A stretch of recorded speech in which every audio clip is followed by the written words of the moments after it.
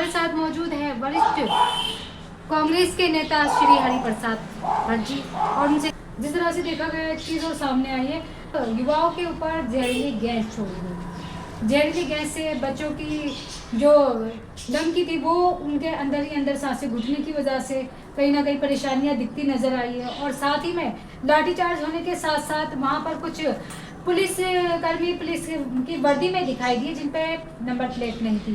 तो इसमें क्या कहना चाहेंगे?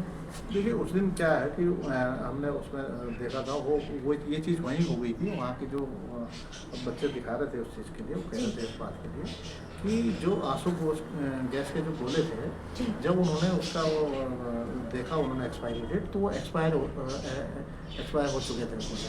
तो उन्होंने उनसे जो है बच्चों के ऊपर वो गोले छोड़े। अब वो जब जो चीज़ वो तो जहर बन जाएगा, तो जहर हो गया, तो उसके बाद जो है उससे जो है बच्चों को जो है बड़ा उससे नुकसान पहुँचा बच्चों को, और उससे चोटें भी बहुत बच्चों को आई।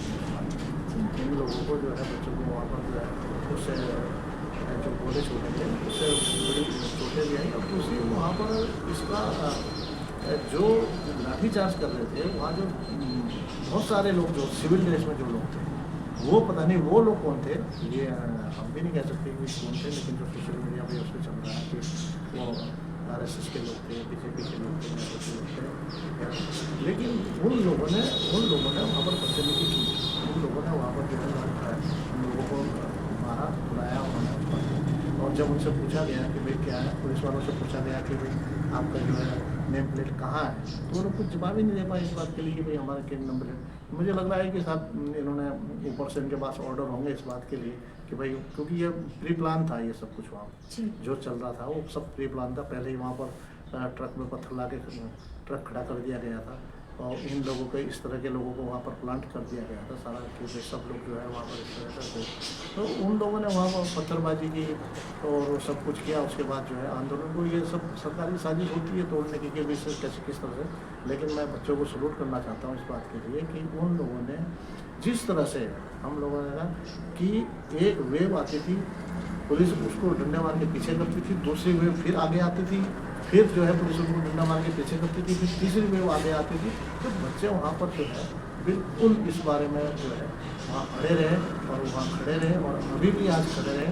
अब मैं तो इनके जो सब बच्चों के जो है जो पेरेंट्स हैं, मैं उनसे भी अब इस बारे में निवेदन करूँगा उन लोगों से इस बात के लिए कि भाई आप भी अपने बच्चों का ख्याल रखें, आप भी अपने बच्चों के समर्थन में वहाँ पर सब लोग आए इस बात। जिस तरह से देखा गया है, महात्मा गांधी जी के वक्त पर जन सैलाब हुआ, आंदोलन हुआ, 1947 में देश आजाद हुआ। आज वही आंदोलन जनता के बीच में देखने को मिला है। जगह जगह से, हर शहर से, हर राज्य से, कहीं से किसान युवा जा रहे हैं। हजारे जी की भी खबर आ रही है, और भी युवा नेता या वरिष्ठ नेता वहां पर पहुंच रहे हैं।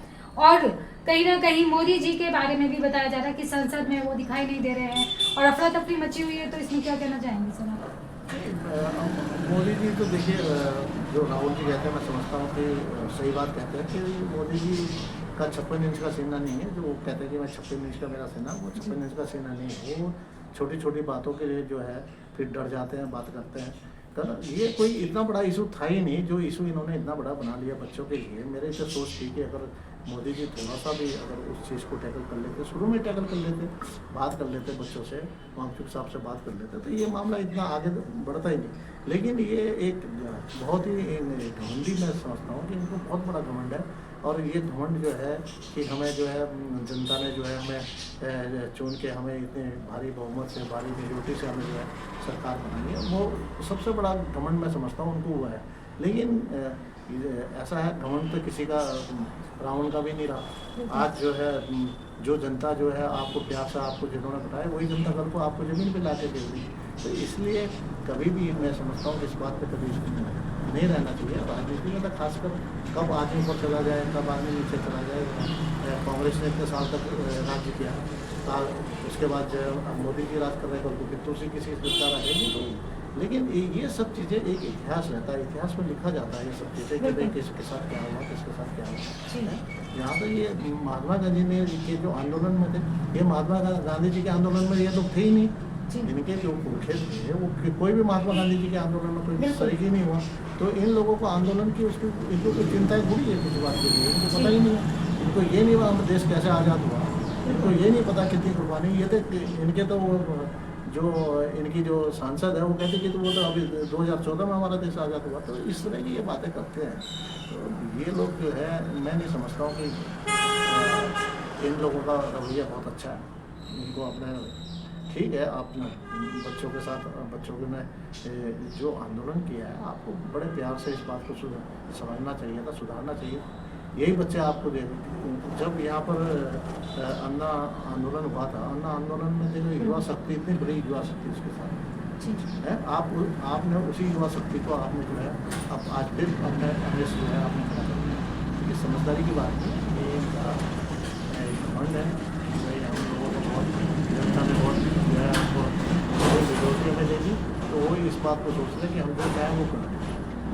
सन 2027 शुरू होने जा रहा है, चुनाव नज़दीक है, तो जिस तरह से आप भी दावेदारी कर रहे हैं तो क्या लगता है किस तरह से मुद्दे उठाएंगे और क्या तैयारी होगी? देखिए 2027 की तैयारी यहाँ उत्तराखंड में चुनाव होना जी हमारे यहाँ जो हमारे यहाँ क्षेत्र के विधायक हैं उन्होंने कांग्रेस छोड़ के वो बीजेपी में चले गए जी और हम लोगों ने तो उनके साथ मिलकर बहुत काम किया और बहुत कुछ सीखा भी उनके साथ। ऐसा नहीं है आज चाहे वो दूसरी पार्टी में चले गए चाहे कुछ भी है आदमी के जो भी है हुआ होगा। मैं इस बारे में मैं ज़्यादा नहीं समझता हूँ क्या बात है, लेकिन उनका जो काम करने का तरीका था वो एक इतना सिस्टमेटिक तरीका था उसका। वो हमने उनसे सीखा है उस चीज़ को कि भाई क्षेत्रों में विकास के काम कैसे होते हैं, क्षेत्र में दूसरे काम कैसे होते हैं, वो हम लोगों ने सीखा है उसमें।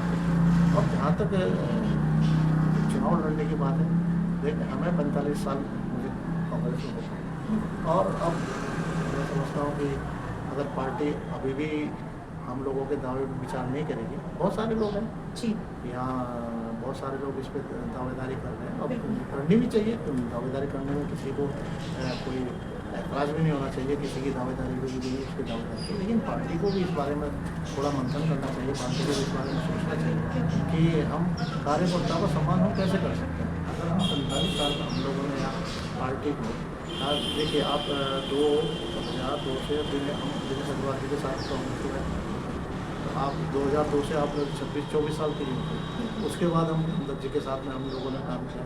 सकलानी जी यहाँ पर वो विधायक होते थे किशोर लाल सकलानी जी, तो हम लोगों ने उस टाइम से हम लोग इतना साल हमें काम करते हुए हो गया।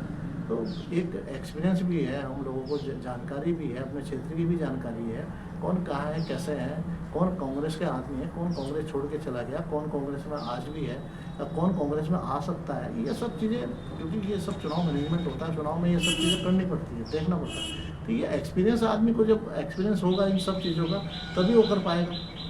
अब कोई आप किसी को पैराशूट प्रत्याशी को अगर यहाँ उतारेंगे तो उसको तो पहले तो ये सब चीज़ें ही उसको ढूंढने में पता करने में उसको पता लग जाएगा कि भाई कैसे हुआ क्या होगा।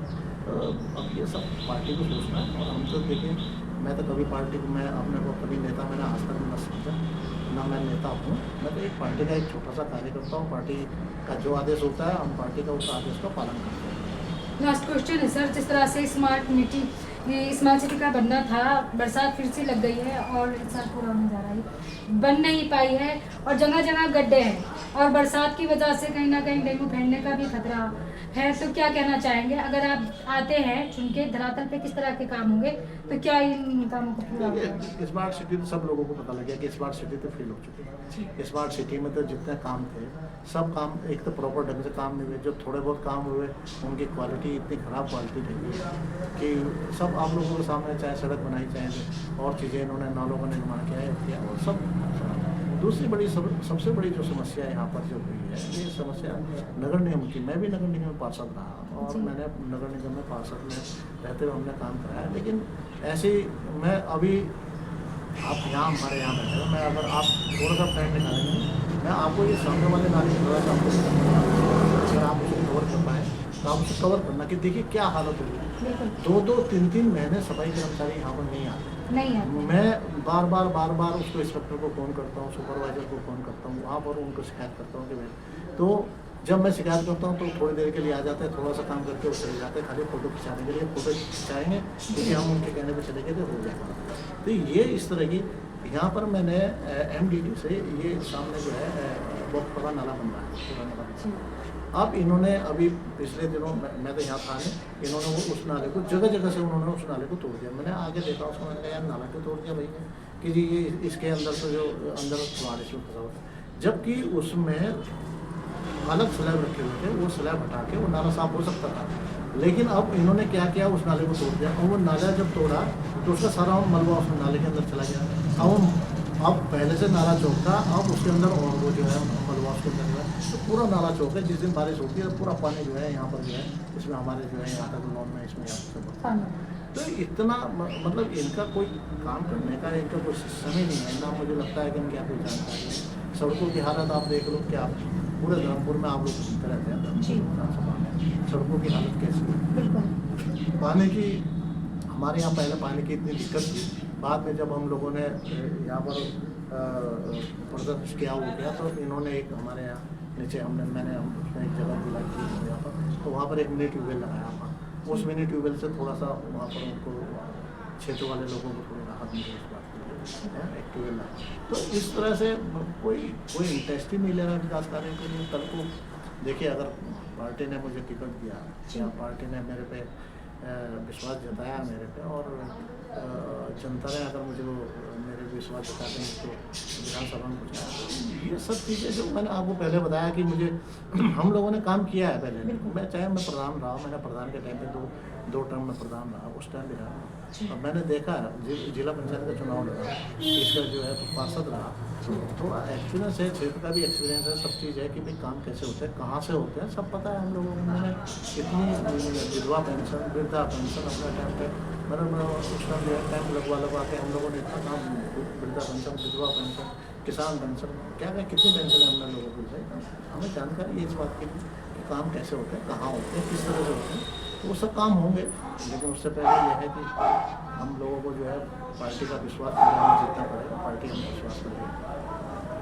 इस आखिर में क्या कहना चाहेंगे, सारी जनता को क्या संदेश देना चाहेंगे, या सरकार से क्या अपील करना चाहेंगे कि आपको टिकट मिले, और जनता से क्या अपील है कि आपको किस तरह से वोट करें और किस तरह से आगे बढ़ें?